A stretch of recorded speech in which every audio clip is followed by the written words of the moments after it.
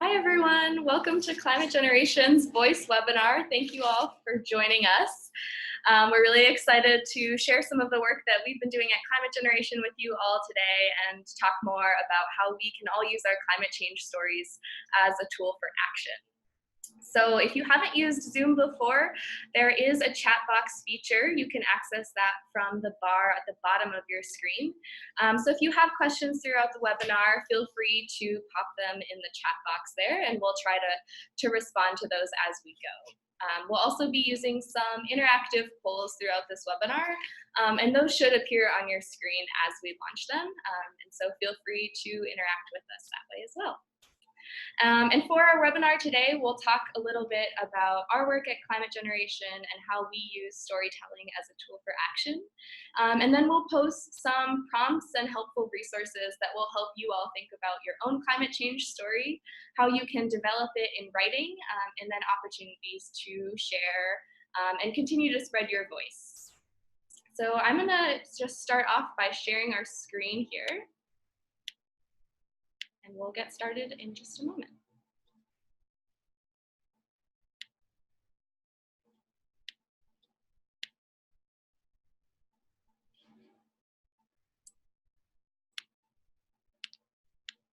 Great. So welcome to our webinar. We are coming to you from Climate Generation, a Will Steger legacy. My name is Kira Liu. I am the Community Engagement Coordinator here at Climate Generation. And I'm Josna Harris, and I'm the Community Engagement Manager.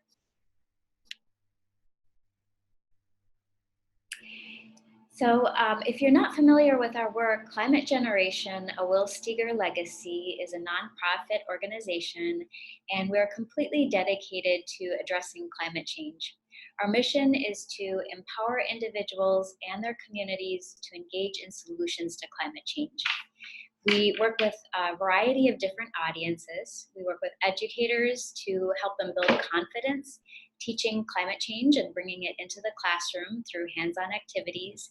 We work with communities to help normalize conversations about climate change. We work with youth, meaning high school students, to help them build skills of leadership and to make changes in their schools and communities. And we also work with influentials, and by that we mean brass tops leaders, including policymakers and business leaders. But really, throughout our organization is really this thread of storytelling as a way to humanize the climate crisis. And really at the core of our work at Climate Generation is the power of personal narrative. We were founded by Will Steger, who is a polar explorer, educator, and climate change advocate. And for over 50 years, Will has inspired tens of thousands of people through his chronicles of Arctic adventures and his remarkable accounts of climate change on our polar regions. And he really witnessed the disintegration of some of the world's major ice shelves, including the Larsen A, Larsen B, and most recently, the Larsen C ice shelf in Antarctica, which all really happened much more rapidly than any of the scientific models had predicted. So Will really saw this visible example of climate change happening in his own life, and he used those stories as a way to really engage and enthrall people. And he found very quickly that it was a really natural way to serve as a vehicle to facilitate solutions. So one of the things that we know now is that unfortunately climate change is all around us. So it's not just a few of us who can have these experiences and share these really powerful stories, but now we are all eyewitnesses to climate change, and we all have stories that we can tell. And before we jump into the main content of the webinar today, we wanted to do a check-in with you all to see who is on today. So we have a poll. So you will see on your screen an opportunity to answer a few questions about yourself, yes or no questions. So go ahead and take the poll, and then we will show the results in just a moment.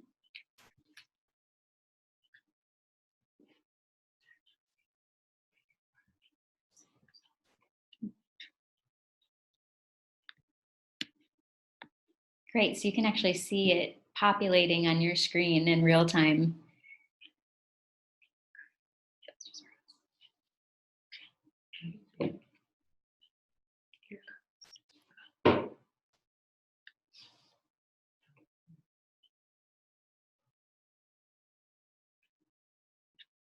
Okay, we'll take a few more seconds.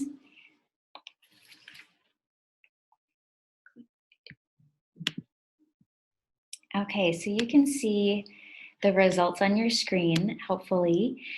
So for those people who answered that they are already talking about climate change regularly in their personal lives, 89% of you said yes.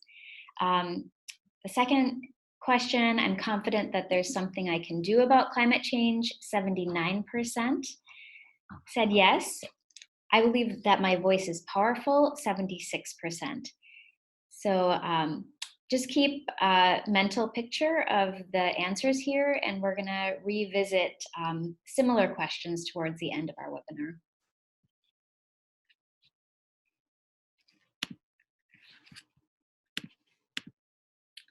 Great. So to kick it off, we just wanted to start with a grounding in 5 key facts about climate change, acknowledging that everyone is coming to this work bringing different backgrounds and experiences, and that all of those experiences are valid. Each one of us brings our own perspective to the climate movement, and we should also be able to lean into the wealth of experiences that we all bring, but wanted to kind of start with some grounding facts in this webinar today. So our first fact is that climate change is real.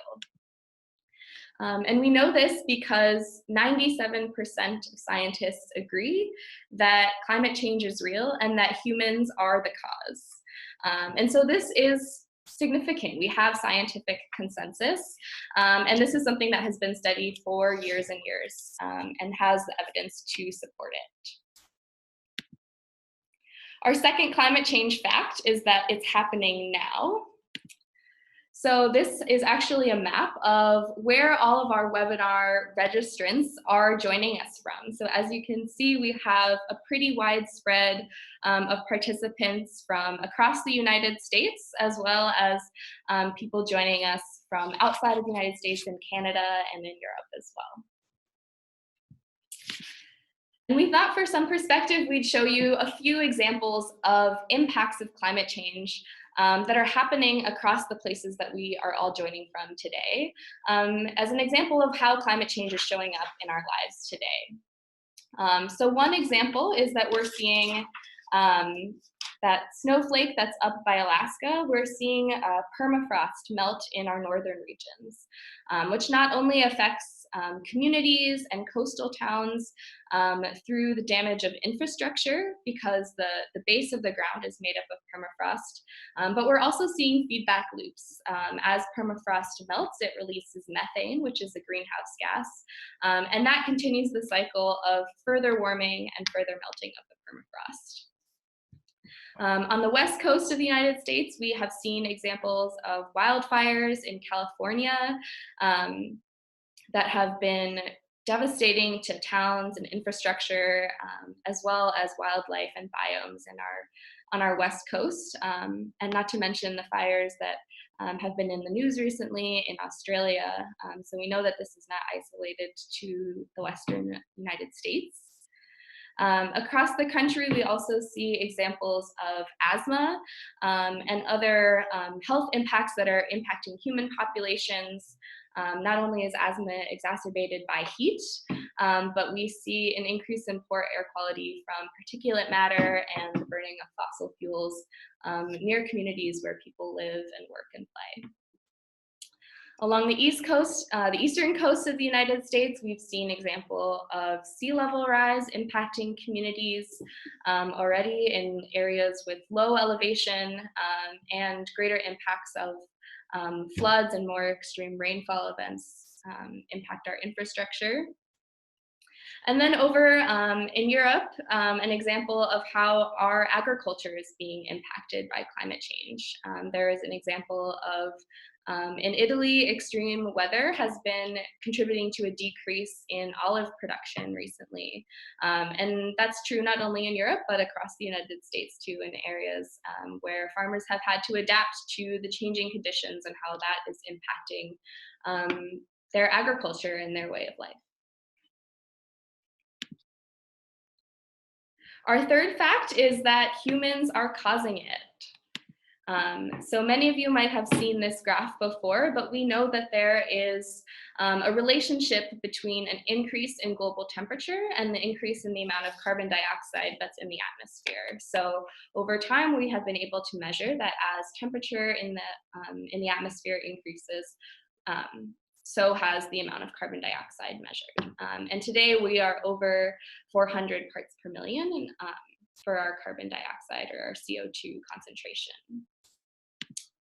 And we also know that humans are the cause of some of the biggest sources of greenhouse gas and carbon dioxide in the atmosphere. So this is a diagram showing some of the sources from human activities that are contributing to this increase in carbon dioxide. So I talked about thawing permafrost, but we also see significant contributions to greenhouse gases from air and land transportation, from industrial agriculture, coal mining, and oil and natural gas production. And so there are a lot of examples that we can point to that show the direct impact that humans are having on the amount of greenhouse gases and carbon dioxide that we have in the atmosphere. Our fourth fact is that it's urgent. So we know that it's urgent because we're seeing the impacts around us today. And not only are we seeing impacts, but we are seeing that the impacts of climate change are not impacting all of our communities equally. So it's often the case that communities of color and low-income communities are facing the brunt of the impacts of climate change. But oftentimes these groups are the least responsible for contributing to the issue of climate change. And so we know that there is a disconnect here. And so the environmental justice movement really is working to address the intersection between climate change, environmental issues, and social justice issues, because we know that there's a lot of overlap here. And this is an example of a really wonderful artist named Ricardo Levins Morales, who has this quote about environmental justice says, "Environmental justice is our cry of defiance against the onslaught of oppressive toxins and toxic oppressions that threaten to submerge our homes." So we know that climate change is an important issue because it's impacting humans, it's impacting us now, and these populations, all humans on Earth, we really need to take action to lessen the impacts before people's homes and livelihoods are forced to change. And our last fact is that we have the solutions. So on the slide here, we have a few examples of some of the solutions from the book Drawdown, and just kind of showing the diversity of different types of ways that people can take action on climate change.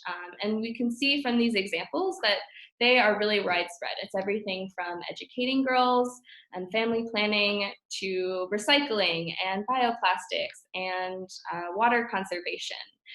So there are a lot of ways in which you can take action on climate change that will have influence on all parts of your daily life. So we know that there's not going to be one catch-all solution that will solve climate change, but thinking about all of these impacts together to really find support for communities and our populations.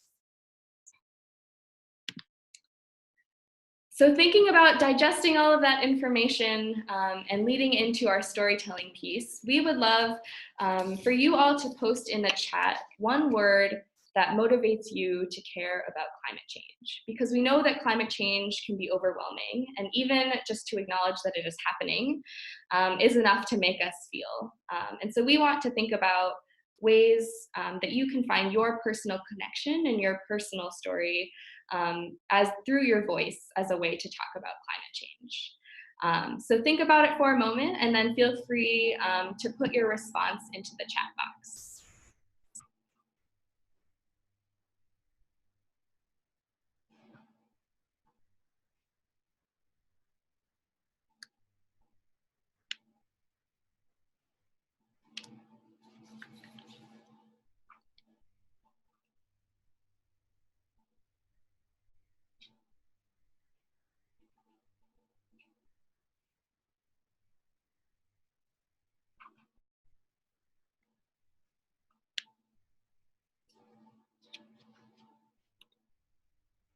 So you can go ahead and continue to type your word if you haven't gotten a chance to.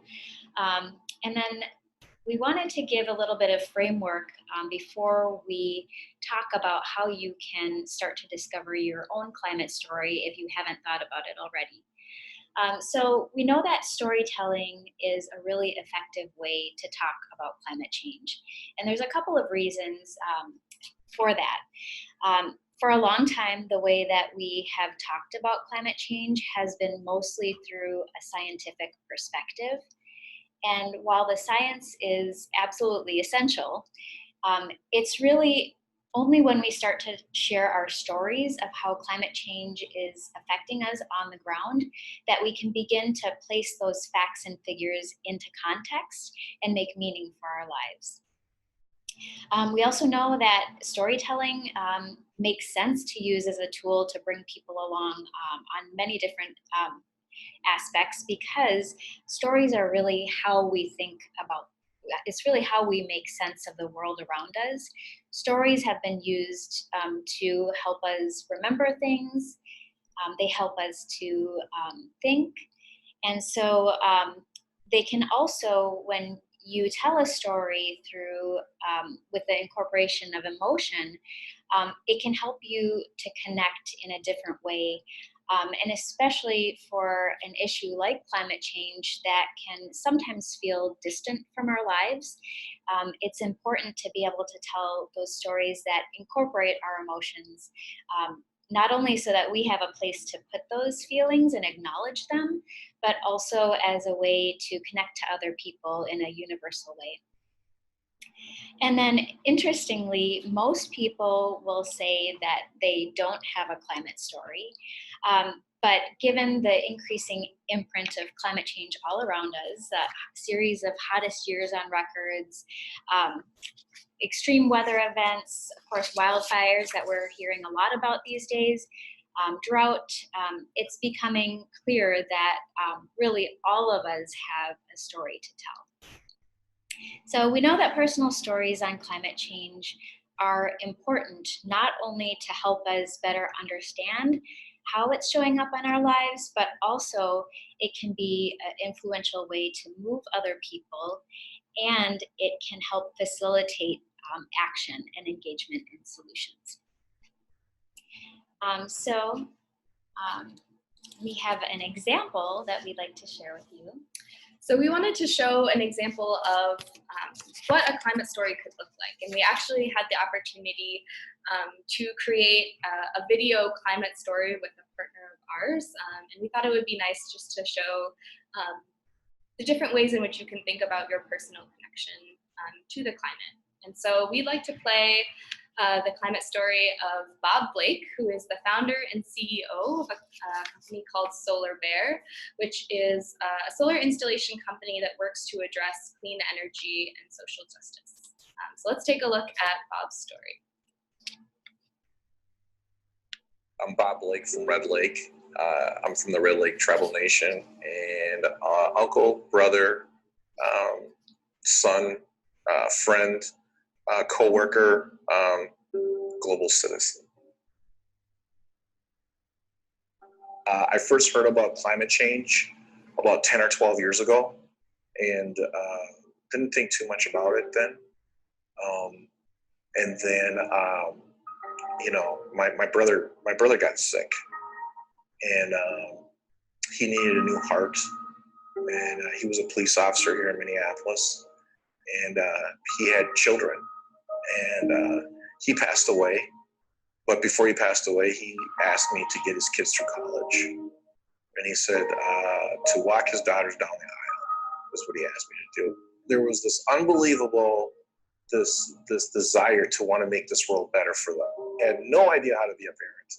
And then all of a sudden, I was like this surrogate father to like these kids, and they're all looking at me for direction. And then I was like, I have to do something. And I was already aware of climate change, but wasn't really, taking action. I really thought that this was something that was too big. It was just something too complex, and I couldn't do anything about it. And I'm just one person. And then something about being the surrogate father to these kids just made me feel like I could take on the world. That is really when I decided to take action.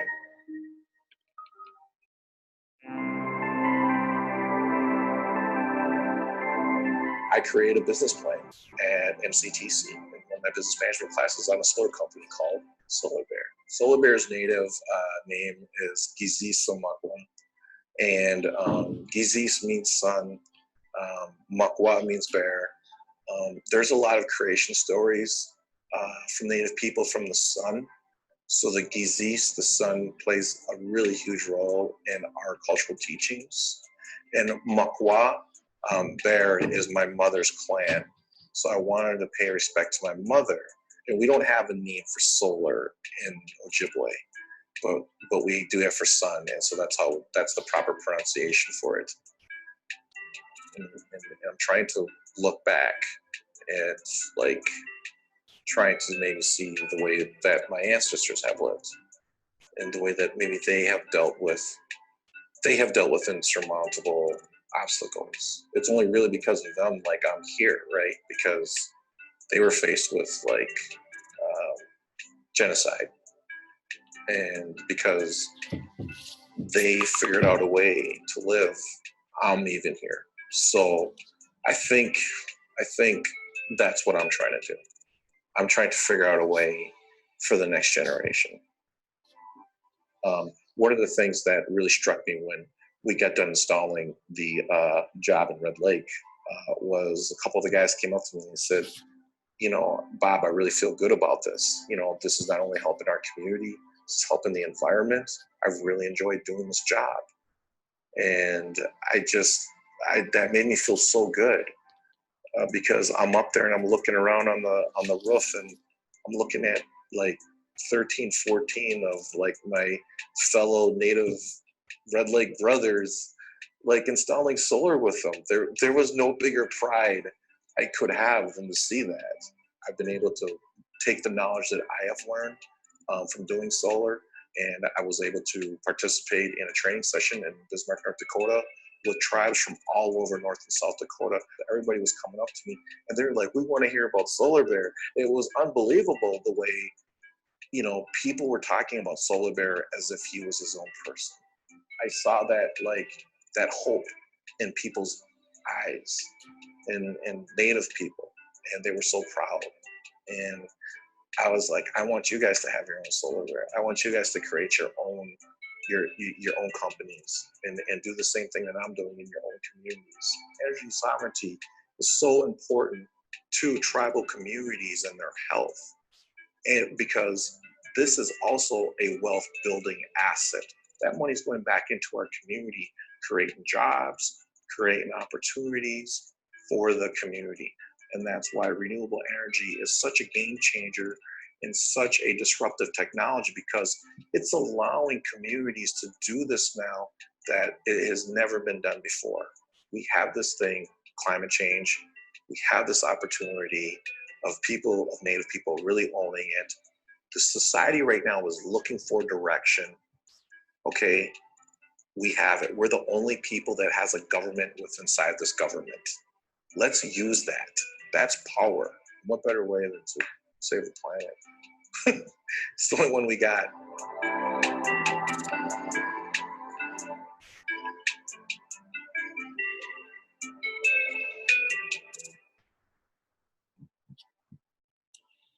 I love hearing Bob's story, and I think it's just it really puts a human face to what we're talking about, and it's really only when we can hear lots of different types of stories that we can really get a more holistic picture of what we're dealing with climate change. So I love sharing stories and the diversity of them that we can only imagine that's out there. So we are going to actually give you some of our sample prompts that will help you think about your own climate story. And before we do that, just to share with you sort of the definition that we use when we talk about what is a climate story. What we mean by that is that it's a story that is just as much about your unique identity as a person as it is about your experience of climate change. So it's really like the melding together of those two things. So we invite you to think about these different questions that we're going to ask next. There will be 4 of them. And if you want to grab a paper and pen to take notes for yourself and share your story with us later, or finish your story to share with other people, we'll provide some avenues to do that near the end of the webinar. So for our first prompt that we'll share with you as an example. I'm Bob Blake from Red. Tell a story about an experience that has helped shape the person that you are today. So as you think about what an experience would be for you and think about telling a story about that, we have an example of somebody who has answered that question. So we have an audio clip from Danny Friedman, who has shared his story, and you can listen in now. Support for ClimateCast comes from Bank of America, financing clean energy initiatives and advancements in renewable energy, and spurring innovation in and the growth of environmentally focused companies, markets, and jobs. Bank of America, N.A., member FDIC. My name is Daniel Friedman. I'm an artist and educator living and working in northern Minnesota. My mom said I never stopped talking. I had some speech issues as a young kid, so I spoke without being understood for quite a while. And she said the only time I would stop talking is when she'd put me in a little kid carrier and take me out into the woods, which were behind our house. I mean, and this is something I experienced as a small child, and to this day, I think I love being in the woods because it immediately brings me back to that sense of awe and wonder, not only the greatness of it, but also the minuteness and how somehow I too am a part of this. There's no better cure for a broken heart than to go out in the woods and lay down on the forest floor and watch the branches and the trees sway with the wind. I suppose some people feel this way in church or temple. I've worked with young people a lot and trying to get them to understand the impacts of climate change. And I think we often use fear to motivate people to action. And I really wanted to think about what is it we're actually losing. The intimate relationship each one of us has with nature is a very powerful bond. And to me, that's how we're going to get people to think about climate change, is those personal connections, that deep connection we have with nature, getting everybody to experience that. That's ClimateCast this week, with thanks to Climate Generation. Danny's story is so beautiful. I can imagine myself there on the forest floor looking at the branches as he's describing it. So as you can see, that's a clip from ClimateCast, our radio show. But as you heard Danny's story and his own connection to the forest, does it help you recall a memory that has influenced how you see the world? So that's something that we'd like you to think about, which could contribute to your own climate story. So now we're going to move on to our second prompt. Support for climate, which is, what is your experience of climate change? And or how have you been thinking about climate change lately? And here's an example that you can listen in, which is Amber's climate story, which is also was also recorded. Support for ClimateCast comes from Bank of America. As one of the largest global financial institutions, Bank of America is in a unique position to help society transition to a low-carbon economy. Bank of America, N.A., member FDIC. My name is Amber and I live in Sioux Falls, South Dakota. So when I was about 15, 16, I actually started a blog called The Conservative Kid, and I was refuting an inconvenient truth because I was really upset that this climate change thing was coming up. I was listening to a lot of Rush Limbaugh and Glenn Beck and Sean Hannity. So I went to school and I refuted everything in this presentation I did at school, and I got an A on the paper, and my teacher was like, "Good girl, I got a pat on the back." And then I went to college and I did a paper in college and had these same sources, and my professor asked me, "What are your sources?" And I said, "Well, my source is Rush Limbaugh." And then I started going through the sources that he was giving and finding that they weren't peer-reviewed, or that I couldn't find them in scientific journals that she would accept. And of course, I just yelled at the teacher and said, "Well, that's because you're a liberal," and got really upset. It planted a seed, though, because my parents were actually, "Amber, climate change is happening. We should talk about this. This is a thing." And I just refused because I had read on the internet, on MySpace, that this absolutely was not happening. I believed it. And another teacher made me read the climate change report. And I read it, and I couldn't refute the science in it. And then I started taking chemistry, and I took biology, and I realized that a lot of the things that I was reading were real, and that what was stopping me from wanting to believe it was fear.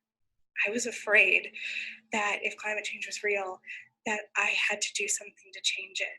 And I guess the reason I try to tell people this story is because so often we look at family members or we look at friends and we say, "It's not worth it. They don't believe what we believe, or we're never going to convince them that, this is true." And I can't speak for everyone, but at least in my case, I was so scared because I didn't know what to do, and I didn't know how I could help. And I was so afraid of how it was going to change my life irrevocably, because facing all of this alone is terrifying and it's frustrating.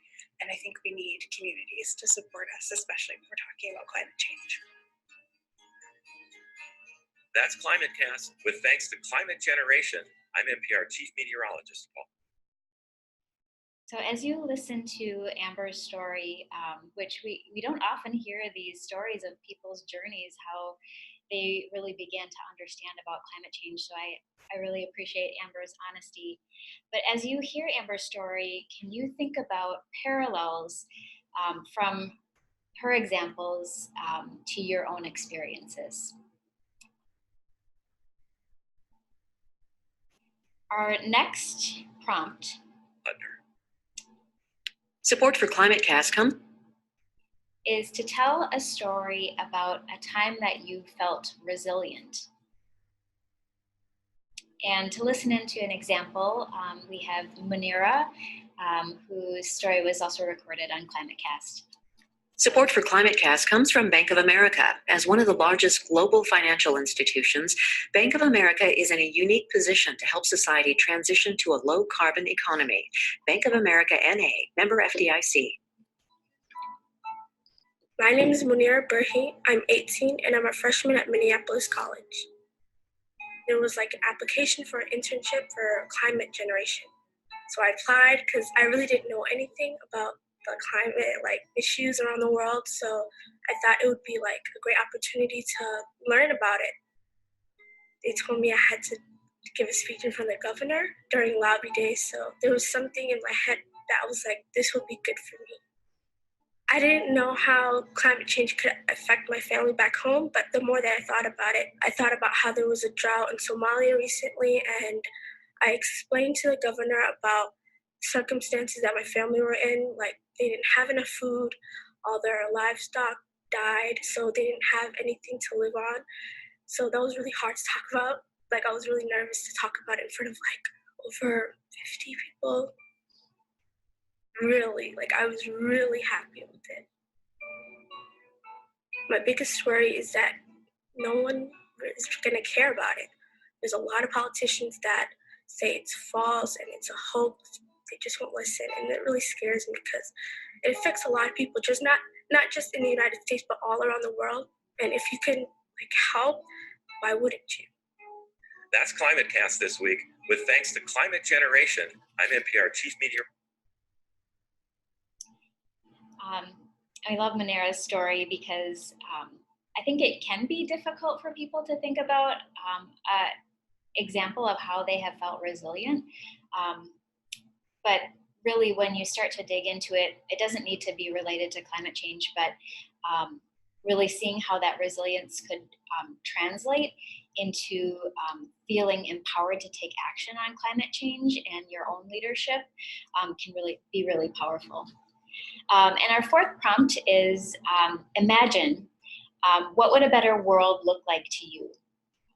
Oftentimes you have to imagine it first before you can gravitate towards it, building that future.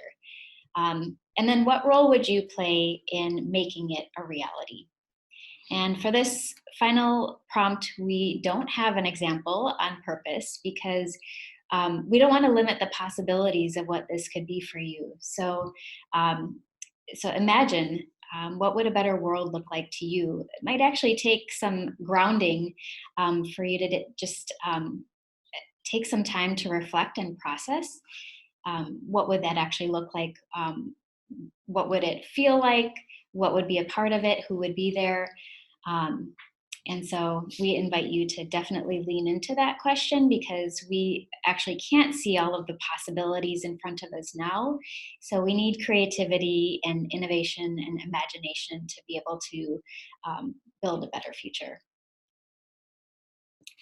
And then now we want you to remember that word that we asked you to think about earlier on. We asked you to think about, in one word, what motivates you to care about climate change. So we have created a collection of your words and put them together in a Wordle. And we're going to show you that now so you can see what that looks like collectively.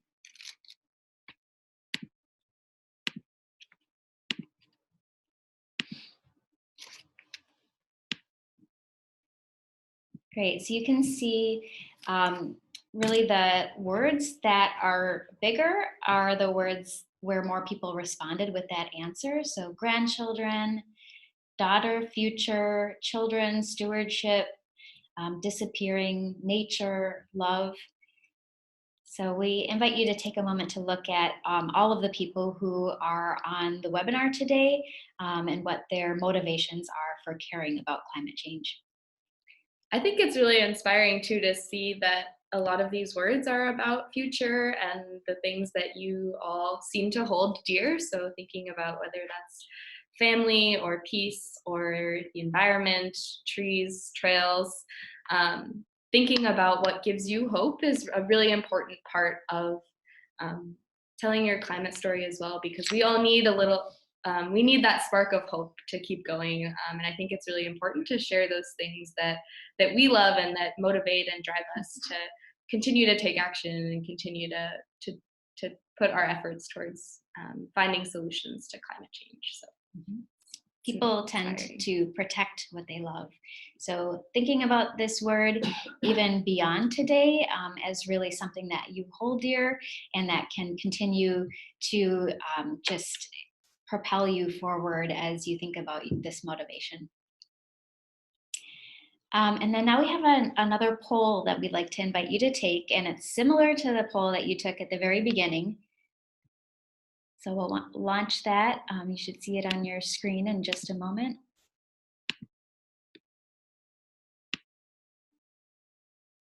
Okay, so if you could answer these two questions again.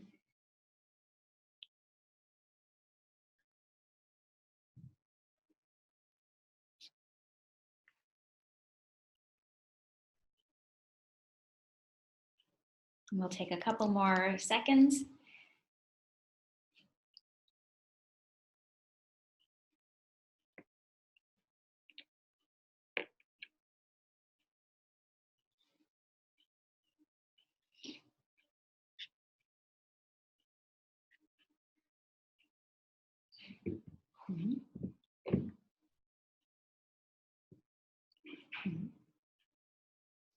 Great, so you should see those results on your screen now.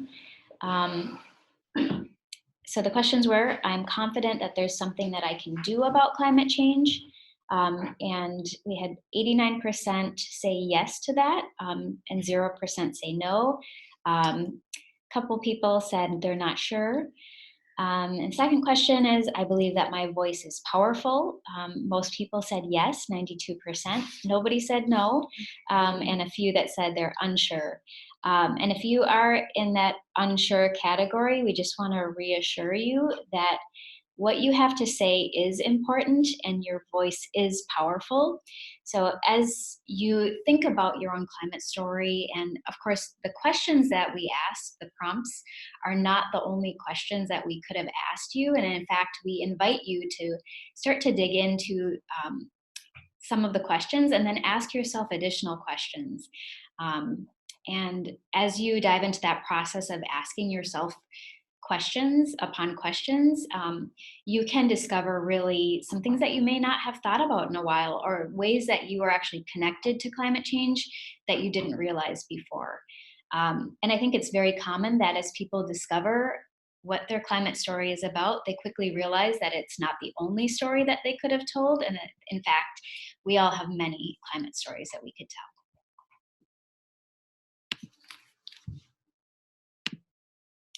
Okay, so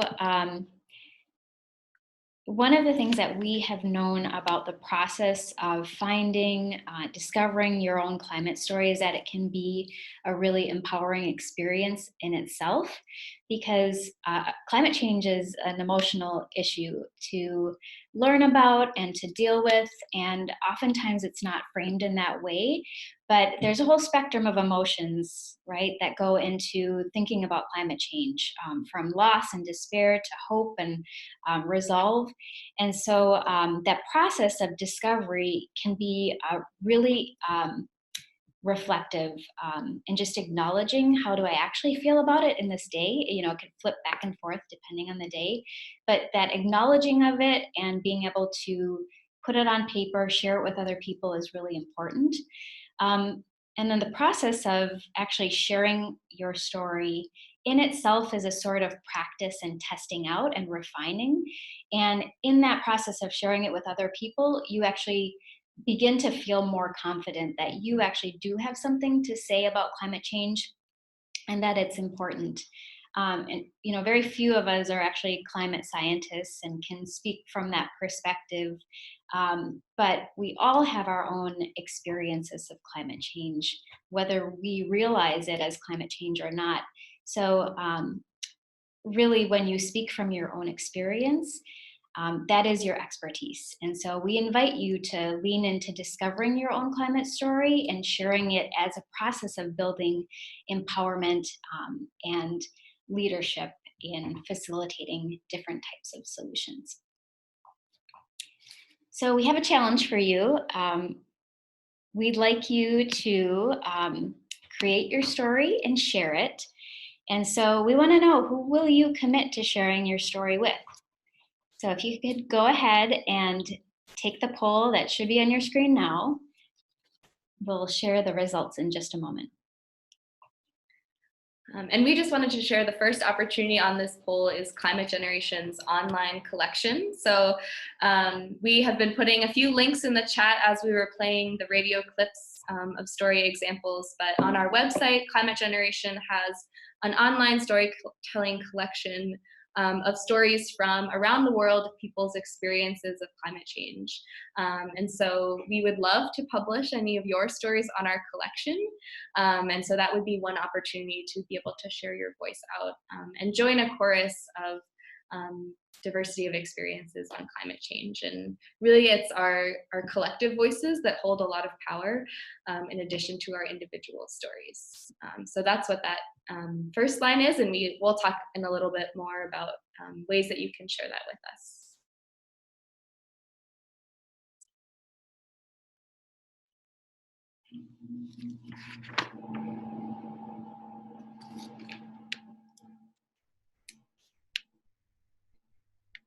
And it looks like from our poll results, as you can see, a lot of you, 78%, are thinking about sharing your story with your family and friends, and that's awesome to hear. It's really powerful, especially among your own community, to share your stories and find shared experiences with one another. in addition to social media. If you want to use the hashtag #TalkClimate, we'd love to be able to find your climate stories and share those out as well. In addition to writing to your legislator or taking advantage of all of the options and really sharing your story out as much as you can. So that's really great to see.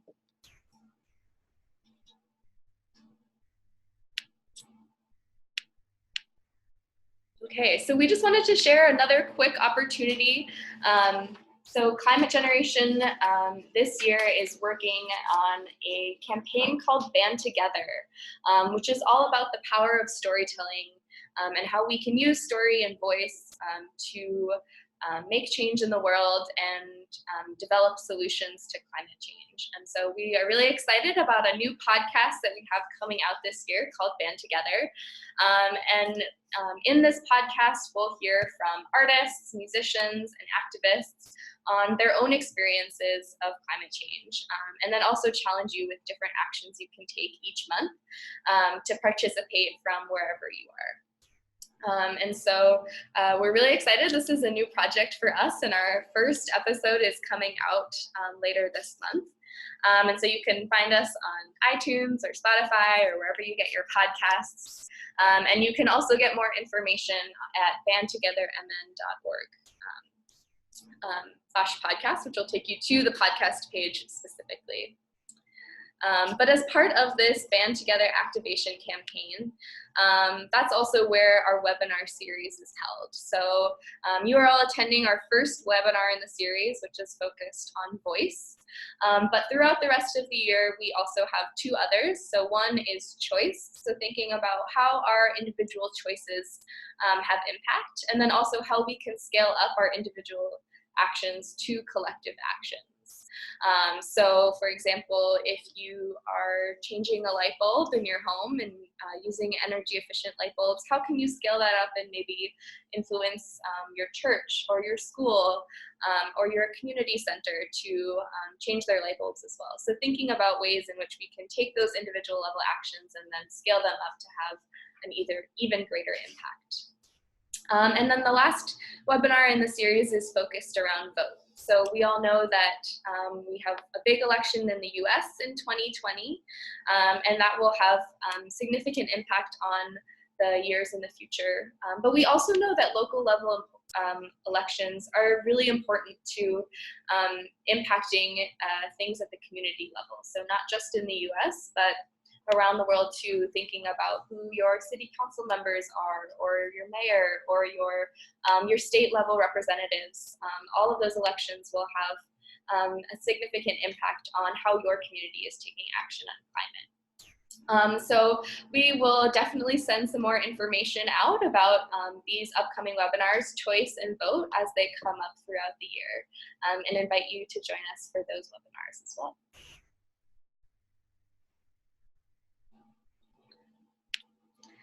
And then lastly, we want to continue to engage with us.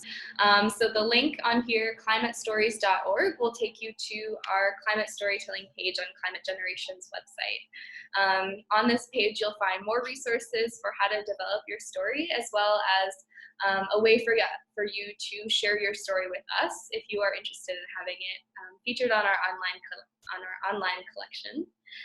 As well as our social media tags. So if you are one of those folks who said that you are sharing your story on social media, we would love to hear from you. So feel free to tag us, tweet at us. We want to be able to amplify your voices and share your stories out even more. So we'd love to continue to interact and work with you from here on out. Great, so we have just a few minutes for any last questions. So if you do have one, type it in the chat.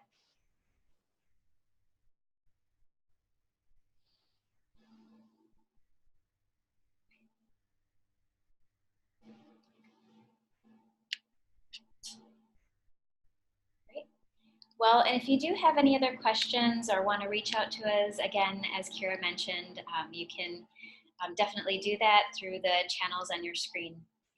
But we enjoyed being with you today, and we want to encourage you to take some time to dive into your climate story, and to continue to use your voice in lots of different ways. It can feel sometimes safe or a great first step to start with friends and family who you know might receive you, and then to branch out and to be bold in the ways that you talk about climate change and test it out in different ways and see what works. But connecting people by starting with a story is a great way to build trust and rapport and common ground, which from there can then go into sharing climate facts or different types of actions that that person can engage in you with. So we want to encourage you to share your story and to ask yourself questions about your own experiences or what you think about the future, or reflections on climate change, so that you can feel empowered that you do have something to say and it is important. So thanks for joining us. Thank you.